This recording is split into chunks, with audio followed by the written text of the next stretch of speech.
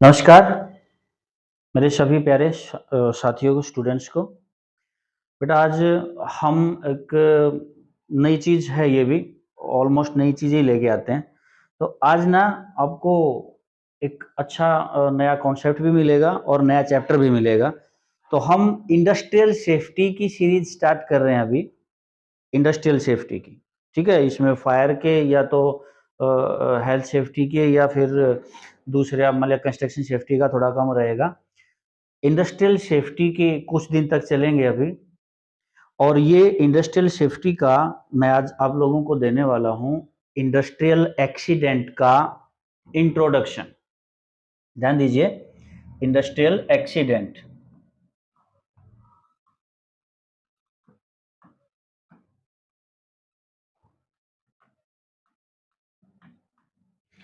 Industrial accidents जो होते हैं इसके बारे में अगर हम विस्तार से चर्चा करते हैं तो बहुत लंबा चैप्टर है और उसका इंट्रोडक्शन अभी हम कर लेते हैं। इंट्रोडक्शन मीन्स इसके बारे में थोड़ी सी जानकारी ले लेते हैं कि असल में ये क्या चीज है। इंडस्ट्रियल एक्सीडेंट जो मैंने लिख दिया तो इस पे थोड़ी सी चर्चा होना जरूरी है। तो सबसे पहली बात हम करते हैं इसमें, इंडस्ट्रियलाइजेशन जब से हुआ है इंडिया में या किसी भी देश में, लेकिन हम इंडिया में बैठे हैं तो इंडिया की बात कर रहे हैं, अब भारत की बात कर रहे हैं। इंडस्ट्रियलाइजेशन जब हुआ तो अपने साथ बहुत सारी प्रॉब्लम्स भी साथ में लेके आया। इंडस्ट्रियलाइजेशन जब हुआ या अभी हो रहा है तो बहुत सारी प्रॉब्लम साथ में लेके आया था। अभी भी रोज नई नई प्रॉब्लम्स आ रही हैं। उनमें से one one such as industrial accident, उनमें से एक ये मुख्य भी मान सकते हैं इसको, औद्योगिक दुर्घटनाएं जो होती हैं ये एक अहम मुद्दा है। और इंडस्ट्रियल एक्सीडेंट आपके किसी भी कंपनी के किसी भी इंडस्ट्री के काम को कंटिन्यू जारी रखने के बीच में एक बहुत बड़ा बैरियर भी होता है। इंडस्ट्रियल एक्सीडेंट जो है ना वो एक ऐसा बैरियर है, एक ऐसी रुकावट है, ऐसा विरोधाभास है ये चीज कि किसी भी इंडस्ट्री के अंदर एक्सीडेंट का चलते हुए काम को रेगुलर कर रहे किसी भी काम को या प्रोसेस को कहीं भी रोक सकता है, उसको कंटिन्यू जारी नहीं रखने देता। और बहुत सारी इंडस्ट्रीज हैं जिनमें एक्सीडेंट के कारण बहुत ज्यादा समय खराब हुआ है, पैसा खराब हुआ है, नाम भी खराब होते हैं इनके। तो इसमें हमें ये जानना पड़ेगा कि इंडस्ट्रियल एक्सीडेंट ये अलग-अलग इंडस्ट्री के हिसाब से अलग-अलग तरह के हो सकते हैं। लेकिन असल में हम ये अगर जान लें कि एक्सीडेंट की एक जो परिभाषा है वो अलग-अलग जो हमारे विशेषज्ञ हुए हैं या जितने भी लोगों ने इस पे रिसर्च की है, सेफ्टी पे रिसर्च की है, खासकर इंडस्ट्रियल सेफ्टी पे रिसर्च की है, तो उन्होंने ना इसकी परिभाषाएं अलग-अलग दी हैं, अपने-अपने हिसाब से अलग बताई हैं। लेकिन सभी की परिभाषाएं जब आप पढ़ेंगे या सुनेंगे, पढ़ के सुन के जब समझेंगे तो पता चलेगा कि देखिए बात तो सारे एक ही कह रहे हैं, बस सबका तरीका अलग-अलग है। इसकी जितनी परिभाषाएं है ना सबका तरीका अलग हो सकता है, लेकिन बताना आपको वो सेम चीज जाते हैं। तो मैं आपको और एक चीज बताऊं कि every year several lakh of employees are injured in factories due to accidents. Accidents जो हैं दुर्घटनाओं के चलते बहुत सारे लोग हर साल लाखों में, ध्यान दीजिए, हर साल लाखों में फैक्ट्री मजदूर जो है वो दुर्घटनाग्रस्त होते हैं, वो इन दुर्घटनाओं से इंजर्ड होते हैं, उनको चोटें लगती हैं।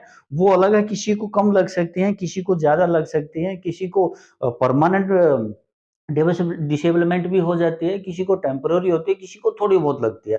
लेकिन लाखों में गिनती है इन लोगों की जो फैक्ट्रियों में चलते हुए काम के दौरान इंजर्ड होते हैं, उनके साथ एक्सीडेंट, उनके साथ दुर्घटनाएं होती हैं।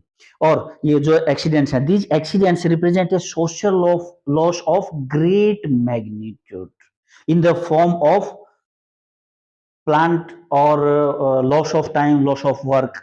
ये जो एक्सीडेंट जब होते हैं तो देखिए ये निरंतर चल रहे काम को रोकते हैं, इसमें नुकसान एक नहीं होता है, बहुत सारे होते हैं। और ये जो चैप्टर हम जब कंप्लीट करेंगे इंडस्ट्रियल एक्सीडेंट का, तो इस चैप्टर के लास्ट तक इतना तो समझ में आ जाएगा कि एक्सीडेंट का कितना बड़ा नुकसान होता है, उसका क्या खामियाजा भुगतना पड़ता है।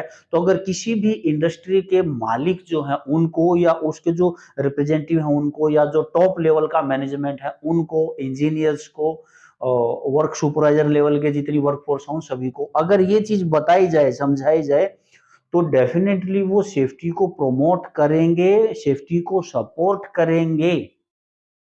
अभी वो सेफ्टी को प्रमोट नहीं करते हैं, ज्यादातर इंडस्ट्रीज में या कंस्ट्रक्शन में भी यही देखा जाता है, वो सपोर्ट भी कम करते हैं क्योंकि उनका काम डिले होता है। असल में इसके पीछे कारण यही है कि वो एक्सीडेंट की जो पीछे की हिस्ट्री है, एक्सीडेंट के बाद उसका जो भविष्य है, यानी कि एक्सीडेंट के पीछे हिस्ट्री, यानी कि आज तक जितने एक्सीडेंट हैं उनसे क्या नुकसान हुए हैं, या अभी फ्यूचर में कोई एक्सीडेंट अगर हो जाए तो उसे कितना बड़ा नुकसान हो सकता है, इस चीज से वो अज्ञानी है, फिलहाल वो दूर है, उनके दिमाग से वो चीजें दूर है। अगर ये चीज उनको सिखाई बताई जाती है ना, तो एक सेफ्टी ऑफिसर को अकेले नहीं लड़ना पड़ेगा इन सब चीजों के लिए। सपोर्ट करेंगे आपके को इंजीनियर जो हैं, या जो कलीग हैं जो आपके भी साथ में काम करते हैं, वो सुपरवाइजर लेवल पे हो सकते हैं, वो मैनेजमेंट लेवल पे भी हो सकते हैं। तो इसकी कुछ एक परिभाषाएं हैं जो मैं आप लोगों को भी बताना चाहूंगा। सबसे पहला एक मोस्ट एग्रीड डेफिनेशन है एक्सीडेंट की। मोस्ट एग्रीड यानी कि आज तक सबसे ज्यादा एग्री लोग इसी पे हुए हैं, और यही किताबों में ज्यादातर लिखा मिलता है, और इसी को कहीं पे बताया भी जाता है, डिफाइन भी किया जाता है। और सबसे आसान, शायद आप लोगों ने भी बुक में यही पढ़ा हो या टीचर ने यही बताया होगा, वो परिभाषा है, the accident is, it is an unplanned and uncontrolled event which causes or is likely to cause an injury। मैंने भी पहले यही पढ़ाया हुआ है पिछली क्लास में, एक्सीडेंट वाली जितनी भी हैं। इसका सीधा सा मतलब ये होता है कि भाई ये जो है ना एक्सीडेंट जिसको हम बोल रहे हैं, ये एक अनप्लैंड और अनकंट्रोल्ड एक घटना होती है, इवेंट होता है। अनप्लैंड इसलिए कि यार अपना दुर्घटना या अपना एक्सीडेंट कौन प्लान करता है भाई? कभी कोई ये तो सोच के ही नहीं निकलता कि आज हमारा एक्सीडेंट होने वाला है, पता चलेगा तो घर से बाहर ही क्यों निकलेंगे, अपन तो वही नहीं बैठे रहेंगे, उस दिन छुट्टी मार लेंगे। मानते हो ना इस बात को? तो अनप्लान होता है, अनकंट्रोल ये होता है कि देखिए जब एक्सीडेंट होना है ना, तो उसको आप कंट्रोल नहीं कर सकते। भले ही आप उसको होने से रोक सकते हैं पहले बहुत सारी चीजें लगा के, जिसको हम सेफ्टी कहते हैं, सेफ्टी प्रिकॉशन कहते हैं, लेकिन अनकंट्रोल है। जिस टाइम एक्सीडेंट हो रहा है ना, तब आप कुछ नहीं कर सकते, अपने साथ या किसी के भी साथ घटित होते हुए सिर्फ देख सकते हैं, और देखते ही हैं। मान लिया कि अभी बाइक या गाड़ी की कहीं सामने टक्कर हो रही होती है, तो आप बीच में जाके शक्तिमान बन के थोड़े ना रोक लोगे। वो तो होगा, वो आपके सामने हो रहा है, वो अनकंट्रोल है, होना है उसको। हाँ, पहले से वो जो आपस में टकरा रहे हैं, उन लोगों ने अगर से पहले से सेफ्टी प्रिकॉशंस लिए हों या रूल रेगुलेशन का पालन कर रहे हो, तो चांस कम से कम होते हैं, और अगर एक्सीडेंट भी हो जाए तो जो इंजरी होती है वो बहुत मिनिमम होती है। ये फर्क होता है सेफ्टी में। लेकिन एक्सीडेंट क्या है? The definition of accident, it is an unplanned and uncontrolled event which cause or it's likely to cause an injury. ये किसी भी इंजुरी को बढ़ावा देता है, या किसी इंजुरी का, किसी चोट का कारण बनता है। एक ऐसी घटना जो अनप्लान्ड है, अनकंट्रोल है, आप उसमें कुछ नहीं कर सकते, और आपने उसके बारे में कभी ऐसा सोचा भी नहीं था। इसके अलावा अगर हम अकॉर्डिंग टू फैक्ट्री एक्ट बात करें, अगर हम according to factory act 1948, 1948 factory act, इसमें भी एक परिभाषा लिखी है एक्सीडेंट की ही, जो मेरे सामने है, मैं पढ़ के आप लोगों को बता रहा हूं। आप पॉज करके या बाद में इसको लिख भी सकते हैं साथ के साथ। An occurrence in an industrial establishment causing bodily injury to a person which makes him unfit to return या resume his duties in the next 48 hours। यहां पे फैक्ट्री एक्ट 1948 में क्लियर इसकी डेफिनेशन में बताया गया है, an occurrence in an industrial establishment, किसी भी एक स्थापित फैक्ट्री के अंदर, इंडस्ट्री के अंदर कुछ घटित होता है जिसके कारण शारीरिक तौर पे कुछ नुकसान होता है, किसी को चोट पहुंचती है, या मतलब किसी भी एक आदमी को, जिसकी वजह से वो अनफिट हो जाता है और 48 घंटे के अंदर वापस अपनी ड्यूटी पे नहीं आ पाता है, वापस अपनी ड्यूटी रिज्यूम नहीं कर सकता है, रिस्टार्ट नहीं कर सकता, उसको हम दुर्घटना कहते हैं, उसी को हम एक्सीडेंट में काउंट करते हैं। इसके अलावा भी हालांकि जो है, however injuries inflicted, with the consent of people cannot be regarded as an accident। ये कहते हैं कि भाई आदमी की अपनी मर्जी से अपनी हरकतों की वजह से जो चोटें लग जाती है, अब उनको तो कभी भी देखो एक्सीडेंट में हम रिगार्ड नहीं कर सकते, एक्सीडेंट के रूप में कभी नहीं देखते हैं कि मान लिया जैसे मैं चलता जा रहा हूँ ठोकर खा के मैं खुद ही गिरा हूँ या जानबूझ के मैं कोई चीज खींच लेता हूँ, मुझे पता है वो मेरे को चोट लगा सकती है, मेरे को चोट लग सकती है, या फिर ऐसी जगह में लोहे के या बहुत भारी हैवी मशीनरी ऐसे सामान में बिना जूतों के चप्पलों में नंगे पैर जाता हूँ, मेरे को पता है यार चोट लगती है, फिर भी मैं चला जाता हूँ, या कांटों के अंदर से मैं खुद गुजरने की कोशिश करता हूँ और मेरे को कांटे चुभ रहे हैं, तो देखो इन सभी को आप एक्सीडेंट में काउंट नहीं कर सकते हैं। इंडस्ट्रियल एक्सीडेंट में तो बिल्कुल भी हम जानबूझकर खाई हुई चोट को कभी काउंट नहीं करेंगे, वरना बहुत बड़ा डाटा पैदा हो जाता है एक्सीडेंट का ही। An industrial injury can be defined as, अभी ध्यान से सुनिए, an industrial injury can be defined as, industrial जो चोट है, जो औद्योगिक चोट है, उसको आप कैसे डिफाइन करेंगे? A personal injury to an employee which has been caused by an accident or an occupational disease and which arise out of or in the course of employment। यानी कि किसी भी इंडस्ट्री में कंपनी में काम करते हुए अगर आपको किसी भी तरीके की बीमारी हो जाती है या आपके किसी शरीर के अंग को कोई नुकसान पहुंचता है, तब उसको हम इंडस्ट्रियल इंजरी बोल सकते हैं, या उसको बोलते ही हैं, वो इंडस्ट्रियल इंजरी ही कहलाती है। And which could entitle such employees, और एक और इसमें हम लाइन जोड़ सकते हैं कि वर्कमैन कंपनसेशन एक्ट 1923 के तहत उस आदमी को उस चोट का कुछ कंपनसेशन भी दिया जाता है, तो उसको डेफिनेटली हम इंडस्ट्रियल इंजरी या इंडस्ट्रियल एक्सीडेंट में काउंट करते हैं। ठीक है, वो 48 घंटे तक काम पे नहीं आ पाया या 72 घंटे तक काम पे नहीं आया या हो सकता है कई हफ्ते तक काम पे नहीं आया, तो जितने टाइम वो घर पे रहेगा या हॉस्पिटल में रहेगा तो उसका कंपनसेशन जो भी बन रहा है वो कंपनी फैक्ट्री की तरफ से उसको मिलता है। ये इंडस्ट्रियल इंजरी होती है। अब इसमें ये जो चैप्टर है हमारा इंडस्ट्रियल एक्सीडेंट का, ये बहुत बड़ा है, और मैं आपको बताऊं कि इंट्रोडक्शन मैंने आपको यहां दिया है, और ये कोर्स कंप्लीट आपको मिलेगा हमारी एंड्रॉयड ऐप पे। योगेंद्र काद्यान एकेडमी की ऐप है, मेरा फोटो लगा हुआ है, गूगल प्ले स्टोर से जाके आप उसको डाउनलोड करके इंस्टॉल करके वहां ये पूरा कोर्स ले सकते हैं। इसके अलावा अगर आपको गूगल प्ले स्टोर पे नहीं भी जाना है तो इसी के हमारा जो आप वीडियो जो देख रहे हैं ना, इसके डिस्क्रिप्शन में जाएंगे तो वहां एक लिंक दिया गया है, आप उस लिंक पे भी क्लिक करेंगे तो डायरेक्ट आपकी ऐप डाउनलोड हो जाएगी। ऐप में बहुत सारे कोर्स हैं। अभी हम शॉर्ट कोर्स स्टार्ट कर रहे हैं, अभी तक उसमें पूरे कंप्लीट डिप्लोमा कोर्सेज की स्टडी होती थी, स्टडी मटेरियल होता था, अभी उसमें हम शॉर्ट कोर्स भी डाल रहे हैं। तो इंडस्ट्रियल एक्सीडेंट काफी बड़ा चैप्टर है, कोई छोटा मत समझिए इसको, और इसकी कीमत आपको वहां पे मिलेगी 120 रुपए। आप ध्यान दीजिए, 120 रुपए में कंप्लीट होगा। इसके कंटेंट भी मैं आपको बता देता हूं।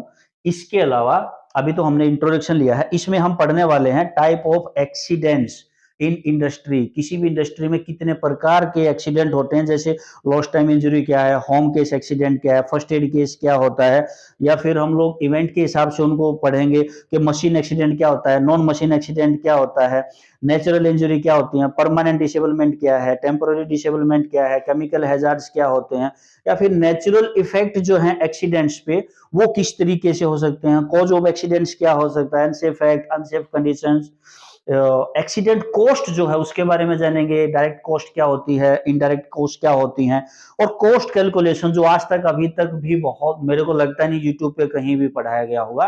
कॉस्ट कैलकुलेशन आप कैसे करेंगे, किसी भी एक्सीडेंट के दौरान कितना खर्चा हुआ, कंपनी का कितना नुकसान हुआ, उसको हम कैसे कैलकुलेट कर सकते हैं। इसके अलावा फिर एक्सीडेंट प्रिवेंशन के बारे में पढ़ेंगे कि एक्सीडेंट का प्रिवेंशन हम किस तरीके से कर सकते हैं, एक्सीडेंट प्रिवेंशन के स्टेप क्या क्या हो सकते हैं, मॉनिटरिंग हम उसको कैसे कर सकते हैं, अनसेफ कंडीशन और अनसेफ एक्ट जो है उनको हम कैसे रिड्यूस कर सकते हैं, कैसे उनको कम कर सकते हैं। फिर एक मेन चीज हम इसमें और पढ़ने वाले हैं एक्सीडेंट रिपोर्टिंग।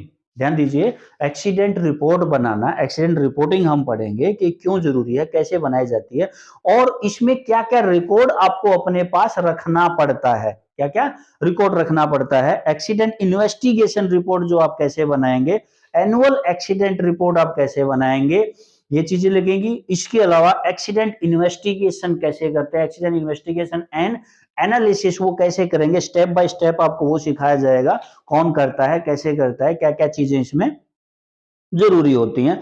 फिर एक चेकलिस्ट आपकी रहेगी कि भाई जब आप आइडेंटिफाई कर रहे हैं इन चीजों को तो चेकलिस्ट क्या क्या बनाते हैं एक्सीडेंट इन्वेस्टिगेशन में, गाइडलाइन उसकी बताई जाएंगी।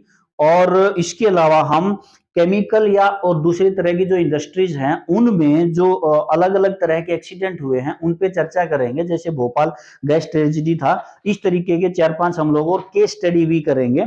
इंडस्ट्रियल एक्सीडेंट के 3 से 4 केस लेंगे, बड़े बड़े जो हुए हैं, जो अखबारों में न्यूज में समय आए हैं, उन पे केस स्टडी करेंगे कि उनके पीछे क्या कारण रहे थे, उसको कैसे इन्वेस्ट किया गया, उसकी कैसे रीजन जो है वो फाइंड आउट किए गए और आगे उससे बचने के लिए क्या क्या रेमेडीज या क्या क्या प्रिकॉशंस लिए गए।